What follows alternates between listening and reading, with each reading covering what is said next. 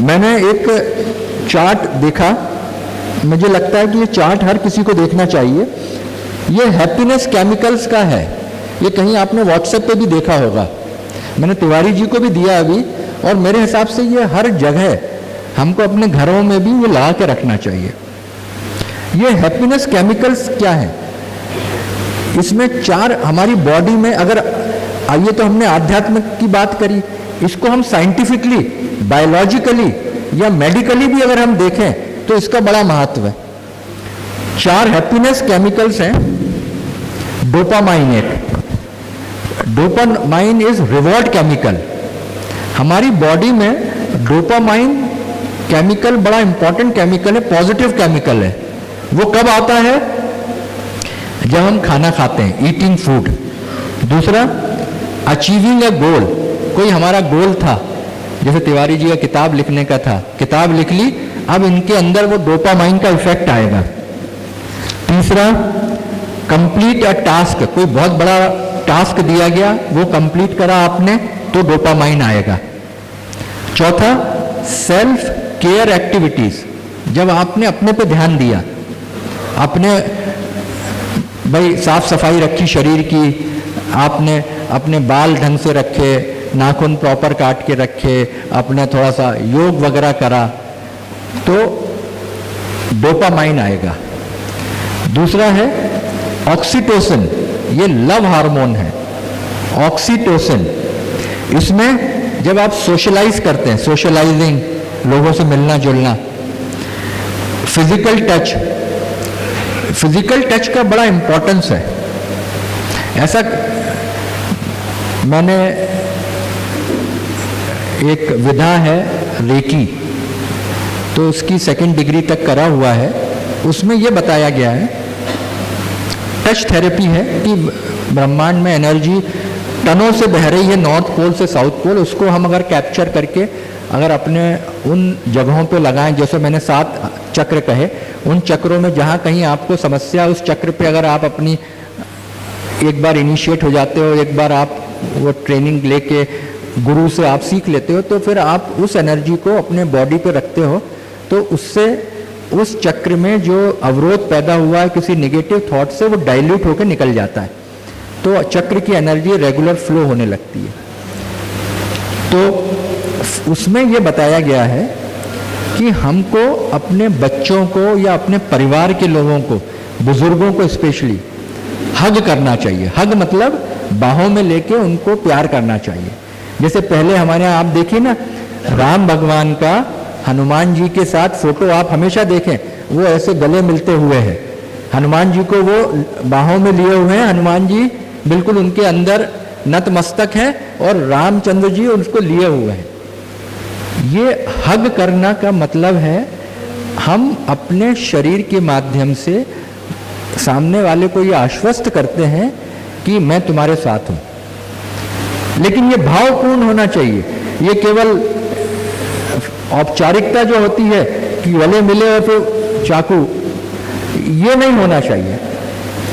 भावपूर्ण अगर है तो जो फिजिकल टच है, आप देखिए पेशेंट्स के पास जब जाते हैं हॉस्पिटल में, आपने उसका हाथ पकड़ा तो कितना द्रवित हो जाता है, वो आदमी को ये एहसास होता है, अरे मेरा बेटा मेरे साथ है, मेरे पिताजी मेरे साथ हैं। छोटा बच्चा अपने पिताजी की उंगली पकड़ के चलता है भीड़ में, क्योंकि उसको सामने लोग हैं, वो 2 फुट का है, 2.5 फुट का, उसको आगे दिख ही नहीं रहा है। भीड़ में 4-5 फुट के 6 फुट के लोग चल रहे हैं, उसको आगे का बिल्कुल नहीं दिख रहा है। कल्पना करिए बच्चा घबराया हुआ है, वो अपने पिता की उंगली पकड़े हुए है, उसको लग रहा पिताजी साथ में है, मुझे ले जाएंगे। वो आपको भगवान के साथ करना है, जैसे कि मिश्रा जी ने कहा अंदर बैठा है, यहां अंदर घुस के पकड़ लो उंगली, आपको लगेगा कि चले जा रहे हैं। अब वो भगवान किस रूप में है, ये आपकी आस्था के ऊपर है।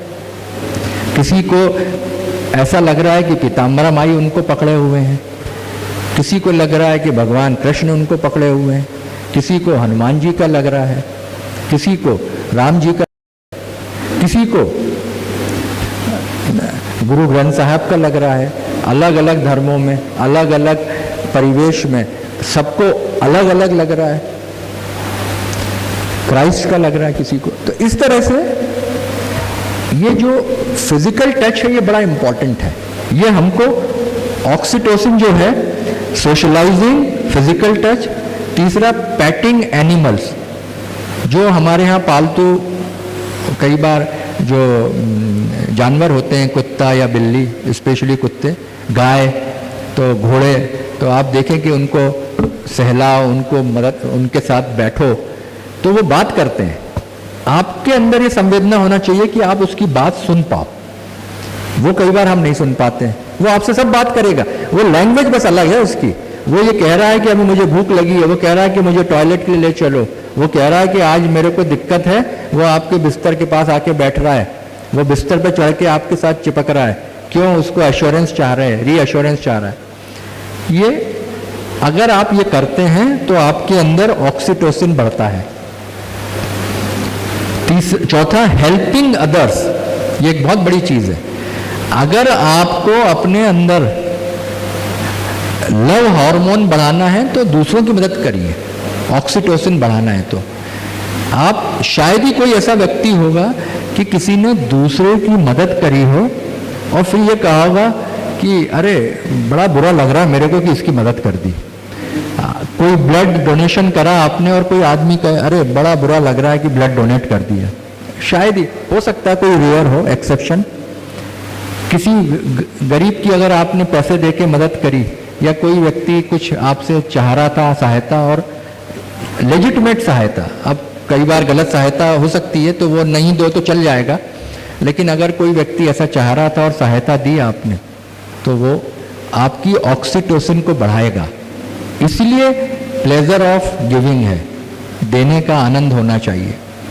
तीसरा हार्मोन है सेरोटोनिन, द मूड स्टेबलाइजर। हमारा मूड कई बार जो उखड़ा हुआ रहता है उसको ठीक करना हो तो एक उसमें 4 चीजें हैं। सन एक्सपोजर, धूप में बैठिए। धूप is the biggest disinfectant. Western countries में डिप्रेशन इसलिए बढ़ रहा है क्योंकि वहां पूरे समय सूरज नहीं मिलता है, क्लाउड्स रहते हैं, और जो क्लाउडी वेदर है वो डिप्रेशन लाता है। ध्यान रखिए, बारिश के समय जब हमारे यहाँ सूरज नहीं निकलता है तो आप देखिए आपका कोई काम करने में मन नहीं लगता है, आपको डाउन डल लगता है, वो इसी कारण।